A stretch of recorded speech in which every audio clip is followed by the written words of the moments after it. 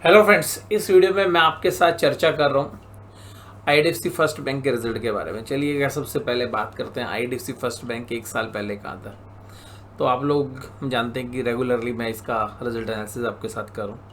As a disclosure, मेरे पास IDFC first bank नहीं है अपने ना पर्सनल पोर्टफोलियो में, ना मेरे फैमिली मेम्बर्स के पास। आईडीएफसी फर्स्ट बैंक से हम काफ़ी पहले एग्जिट कर गए थे और आईडीएफसी फर्स्ट बैंक पे जो भी मेरी राय होगी वो न्यूट्रल राय होगी। देखिएगा, शेयर्स ने 10% की नेगेटिव ग्रोथ दी है। इस शेयर्स ने, बेशक से शेयर बाजार कितना ही चलाओ, तो इस शेयर्स ने निराश किया है निवेशकों को। और रीजंस मैंने आपको साथ पिछली वीडियो में भी आपको डिस्कस किए थे। कुछ रीजंस हैं जिसकी वजह से ये अच्छा प्रॉफिट दिखाने के बावजूद भी ग्रो नहीं कर पा रहा है। तो अगर आप पिछले साल के पिछले क्वार्टर के रिजल्ट एनालिसिस देखेंगे तो आपको बात समझ में आएगी। कोशिश करूंगा कि उसमें से कुछ बात आपके साथ अभी भी डिस्कस करूं। अब देखिएगा, इंटरेस्ट अर्निंग की बात करें हम तो बैंक जो है बहुत ही अच्छे से जो है अपने आप को ऑर्गेनाइज कर रहा है, ग्रो भी कर रहा है। और जो नेट इंटरेस्ट की इनकम है वो 8,219 करोड़ से बढ़ के 8,788 करोड़ हुई। इसमें मेन रीज़न है एक लोन के रेट भी बढ़े और जो ग्रोथ है बिजनेस में वो भी है। तो कुल मिला के जो टोटल इनकम की जो फिगर है उसमें एक जो अदर इनकम की फिगर्स है वो स्लाइटली लोअर साइड आई है इस बार। तो ये थोड़े से चैलेंजेस हैं। और टोटल इनकम की जो फिगर्स है वो 9,861 करोड़ से बढ़कर 10,407 करोड़ रुपए आई है, तकरीबन 6-7% के आसपास ज़्यादा। लेकिन उतना ही इंटरेस्ट एक्सपेंसेस में जो है बढ़ोतरी हो गई और वो इंटरेस्ट जो पे किया है वो 10% के आसपास है। तो वो जो ग्रोथ आई है वो 10% से ज़्यादा हुई है। लेकिन यहाँ पर एक बार जो सेविंग हुई है, जिसकी मैं पिछली बार चर्चा कर रहा था कि भाई एम्प्लॉयज़ को सारा पैसा बढ़ दोगे, इस बार एम्प्लॉयज़ के फ्रंट पे थोड़ा सा सुधार है। तो एम्प्लॉयज़ को कोई बहुत ज़्यादा सैलरी ग्रोथ नहीं आई है इस बार और अदर एक्सपेंसेस में भी स्लाइटली लोअर साइड आए, जिसकी बदौलत जो है आपने टोटल एक्सपेंडिचर जो है कोरस्पोंडिंगली कंट्रोल कर लिए। यानी कि अदर इंटरेस्ट एक्सपेंडिड तो बढ़ गए आपके 10%, लेकिन टोटल एक्सपेंडिचर पर इतना असर नहीं आया, तो वो 10% के बिलो रह गए, जिसकी बदौलत जो है आपको तकरीबन जो 1663 करोड़ के प्रॉफिट थे 1663 के, वो 1882 हो गए, यानी कि 220 करोड़ का एक्स्ट्रा ऑपरेटिंग प्रॉफिट आ गया। अब 220 करोड़ का एक्स्ट्रा ऑपरेटिंग प्रॉफिट आएगा तो भाई शेयर होल्डर तो कुछ होएगा ही। तो यहाँ तक देखिएगा रिजल्ट अच्छे लग रहे हैं मुझे, अच्छे नहीं बहुत अच्छे लग रहे हैं। लेकिन अब इसके बाद सारी घटना चलती है आगे। अब इस बैंक के अंदर है क्या? इस बैंक के अंदर जो वी वैद्यनाथन जी ने इस बैंक को अपने कब्जे में किया, अपने कंट्रोल में किया कि भाई ठीक है मैं इसका CMD हूँ, तो उन्होंने एक ही बात की थी, भाई हम होलसेल बैंकिंग को ख़त्म करेंगे, यानी कि रिड्यूस कर देंगे और हम इसको प्योरली रिटेल बैंक बनाएंगे। क्योंकि अगर हम देखें तो पिछले 4-5 साल को छोड़ दें तो अगर हम 2010 से 2020 की बात करें या इवन हम 2005 से लेकर 2020 की बात करें तो जितने भी बैंकों ने ग्रोथ की उसमें रिटेल का पोर्शन जबरदस्त होता था और रिटेल के दम पर बैंकों ने खूब अच्छी ग्रोथ की और NPA की समस्या भी कम रही, नेट इंटरेस्ट मार्जिन भी बहुत रहा। तो जिन बैंकों का रिटेल लोन ग्रोथ अच्छी होती थी, रिटेल लोन बुक थी, उन बैंकों को प्रीमियम वैल्यूएशंस मिलते थे। और इसी कड़ी में कुछ NBFC जैसे कि आप देख सकते हैं, बजाज फाइनेंस जैसी कंपनियाँ भी बहुत अच्छे से अपने प्रॉफिट को मैनेज कर पाई और खूब अच्छा पन भी। और इसीलिए रिटेल सेगमेंट में बात होती थी कि भाई रिटेल में ग्रो करना है। अब इस बैंक ने भी यही ठान ली कि भाई हम रिटेल में ग्रो करेंगे। अब रिटेल में ग्रो करेंगे, लेकिन आफ्टर द कोविड जो रिटेल की हालत है और जो सरकार ने हालत कर दी है, अब देखिएगा सरकार ने क्या किया, मिडिल क्लास को तो निचोड़ लिया है। तो मिडिल क्लास को अच्छे से निचोड़ लिया और मिडिल क्लास ही रिटेल लोन बुक का पार्ट है। अब जो महंगाई बढ़ी है, जितनी सरकार बताती है, महंगाई कहीं उससे ज़्यादा है। और दूसरी बात क्या है कि कुछ चीज़ें को ऐसे खर्चे जो पहले नहीं होते थे अब होते हैं लाइफस्टाइल चेंज होने की वजह से। तो लोन बुक भी बहुत अच्छी बढ़ी। लेकिन अब ये पता चल रहा है कि जो रिटेल लोन बुक है ना उसमें लोगों की रीपे कैपेबिलिटी घट रही है। तो रीपे कैपेबिलिटी नहीं हो रही है, जिसकी वजह से बैंकों को चैलेंज आ रहा है। तो जहाँ पर विवेकानंद जी ने शिफ्ट किया था कि जी हम होलसेल बैंकिंग से रिटेल में जाएंगे, तो रिटेल तो ख़राब होता जा रहा है और होलसेल बैंकिंग में जो लोन दिए थे वो ठीक होते जा रहे हैं। तो इसकी बदौलत अगर हम देखें तो रिटेल की वजह से एक प्रोविजंस बढ़ के आ गए इस बार। होलसेल बैंकिंग ने तो फिर भी ठीक किया है जिससे आप शिफ्ट कर रहे हो, पर होलसेल बैंकिंग का पोर्टफोलियो बहुत नीचे आ गया है IDFC का। मेजरली अब ये 70% के आसपास तो ये रिटेल में चले गए हैं। अब उस रिटेल में ही चैलेंज आ रहे हैं, जिसकी वजह से जो पिछले क्वार्टर में 722 करोड़ के प्रोविजन थे वो 994 के हो गए। और इसमें मेजरली जो इंक्रीज़ हुआ है, बल्कि मैं कह सकता हूँ जो भी इंक्रीज़ हुआ है सारा का सारा इंक्रीज़ रिटेल लोन की वजह से है। तो रिटेल के जो चैलेंजेस हैं, अब इसमें भी आरबीआई की भी नई गाइडलाइंस है, उसमें भी अभी देखते हैं वो फॉलो होती नहीं होती। अभी तो खैर उस पर ड्राफ्ट पेपर्स हैं।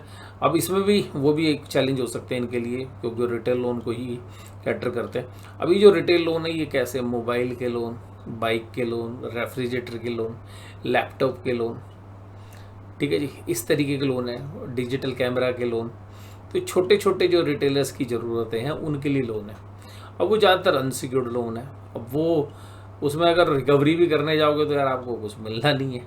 तो अल्टीमेटली जो चैलेंज आ रहे हैं IDFC फर्स्ट बैंक को, ये वहाँ से आ रहे हैं। और जिसकी बदौलत अगर आप देखेंगे तो तकरीबन 33% प्रोविजंस इंक्रीज हो गया, और पिछले साल से तो डबल हो गया प्रोविजंस। और जिसने क्या किया, 941 करोड़ के प्रॉफिट को सीधा 888 करोड़ पर ला के टांग दिया। और ये जो है ये तकरीबन 7% के आसपास का प्रॉफिट कम हो गया पिछले क्वार्टर से। और पिछले साल से कंपेयर करोगे तो पिछले साल से तो बहुत ही बड़ा डेंट पड़ गया इनको, वहाँ से तो 13% का डेंट पड़ा है आपको प्रॉफिट पे पिछले साल से। तो अल्टीमेटली मेरे हिसाब से तो रिजल्ट कहीं पर भी इन प्राइस पे भी 5-7% की करेक्शन के लायक बनते हैं, जिन प्राइस पर अभी भी। और EPS देखिएगा 1.2 से घट के 0.96 हो गई, और पिछले साल की ₹1.16 से कट के नीचे आ गई है। अब इसमें क्यों ऐसा होता है कि EPS क्यों घट रही है? देखिएगा इस बैंक में ना हमेशा एक चैलेंज है, कैपिटल हम हमेशा बढ़ती रहती है। अभी भी आप कैपिटल देखेंगे तो 706,992 करोड़ से बढ़कर हो गई 708,112 करोड़, और इसमें ESOP आते रहेंगे। क्योंकि वी आदिनाथन जी देखिएगा डिपोजिटर्स फ्रेंडली हैं, बैंक के जो क्लाइंट्स हैं उनके साथ फ्रेंडली हैं, जो एम्प्लॉयज़ हैं उनके साथ फ्रेंडली हैं, जो बाकी स्टेक होल्डर्स हैं उनके साथ फ्रेंडली हैं।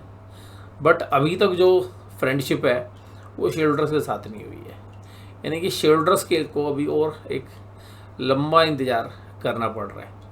और वो सीधी सी बात क्या आता है, वो ये जो सारी प्यार मोहब्बत है उसकी वजह से क्या होता है, इक्विटी डाइल्यूट हो रही है। और अभी तो IDFC लिमिटेड के साथ मर्जर है, तो वो जो रिवर्स मर्जर है उसके बाद एक और समस्या आएगी कि इक्विटी और बढ़ेगी। तो हालांकि उस IDFC लिमिटेड का भी प्रॉफिट आएगा, लेकिन IDFC लिमिटेड के जो मेन बिजनेस थे वो तो बेच दिए गए पहले। तो जो आएंगे वो नंबर ऑफ शेयर्स ही आएंगे एक्स्ट्रा, और अर्निंग तो नाम मात्र की बढ़ के आएगी। तो यहाँ पर अगर हम देखें तो प्रॉफिट क्वार्टर ऑन क्वार्टर भी घटे हैं, ईयर ऑन ईयर भी घटे हैं। अब बात करते हैं रिटर्न ऑन एसेट्स। तो जो पिछले साल रिटर्न ऑन एसेट्स थी 1.26, वो घट गया ये 1.03, और इस क्वार्टर में होगी 0.91। तो जो रिटर्न ऑन एसेट्स हैं वो एनुअलाइज है, ये एक भी नहीं है, यानी कि ऐसा शेयर अपनी बुक वैल्यू के भी 91% पे ट्रेड होना चाहिए। तो इस शेयर्स की जो भी बुक वैल्यू उससे भी ये नीचे ट्रेड होना चाहिए। अगर अब हम देखें तो इस कंपनी की मार्केट कैप है 55,000 करोड़ के आसपास, और जबकि इसकी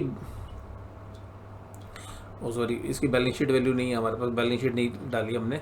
हाँ, बट इससे थोड़ा अंदाज़ा लग जाएगा कि जो इक्विटी और रिजर्व्स की जो वैल्यू है, रिजर्व्स ये जो है ये कितना आता है। रिजर्व्स और इक्विटी की वैल्यू है तकरीबन 33,000 करोड़। तो कहाँ 53,000 करोड़ और कहाँ 33,000 करोड़। तो ये शेयर्स जो है अभी भी, अगर बियर मार्केट होती ना ये, तो ये शेयर अभी भी यहाँ से 50% नीचे होता है। नॉर्मल सर्कमस्टांसिस में भी ये शेयर 20% नीचे हो सकता है अभी भी। तो अगर प्राइस टू बुक वैल्यू से भी एडजस्ट करने आएंगे तो आप देखेंगे इसके सेगमेंट में पता चलेगा। ट्रेजरी से तो प्रॉफिट मेंटेन किया गया है, ट्रेजरी से। अब जो ट्रेजरी है मैंने बताया था आपको, जैसे ICICI बैंक के में भी एनालिसिस में भी, कि ये जो है 52 करोड़ से 166 होगी। इन्वेस्टमेंट की इनकम है, जो इन्वेस्टमेंट में गोल्ड के प्राइस बढ़े हैं इस बार, जो इनकी लिक्विड इन्वेस्टमेंट है। उसके अलावा जो शेयर्स की वैल्यू वो बढ़ी है। उसके बाद RBI से जो इंटरेस्ट मिला है उन सब से पैसा है। होलसेल बैंकिंग में देखिएगा इन्होंने अच्छा किया, जिसको ये मतलब बिल्कुल नेगलेक्ट कर रहे थे, उस बिजनेस में 280 करोड़ से बढ़कर 327 करोड़ हो गया। और सारा खात्मा किया रिटेल बैंकिंग ने। जो 550 करोड़ के प्रॉफिट थे पिछली बार, वो 408 करोड़ के हो गए। तो अल्टीमेटली जो प्रोविजंस हैं वो प्रोविजंस खा गए बैंक के सारे प्रॉफिट को। तो अल्टीमेटली अभी भी इस बैंक में जो चैलेंजेस हैं वो ही हैं जो पहले थे। एक, इक्विटी बढ़ती जा रही है इसकी, और दूसरी बात ये है कि जो प्रॉफिट है वो रिटेल लोन जो बुक है, जिसको सबसे प्राइम जो है ये बैंक मान रहा था कि वो इसकी ग्रोथ का मेजर कंट्रीब्यूटर होगा, वही आज की डेट में एक मेजर ट्रबल या मेजर प्रॉब्लम बनता हुआ नज़र आ रहा है इस क्वार्टर रिजल्ट्स में। आपकी इसके बारे में क्या राय है, कमेंट बॉक्स में आप बताइएगा। वीडियो देखने के लिए धन्यवाद। Thank you very much.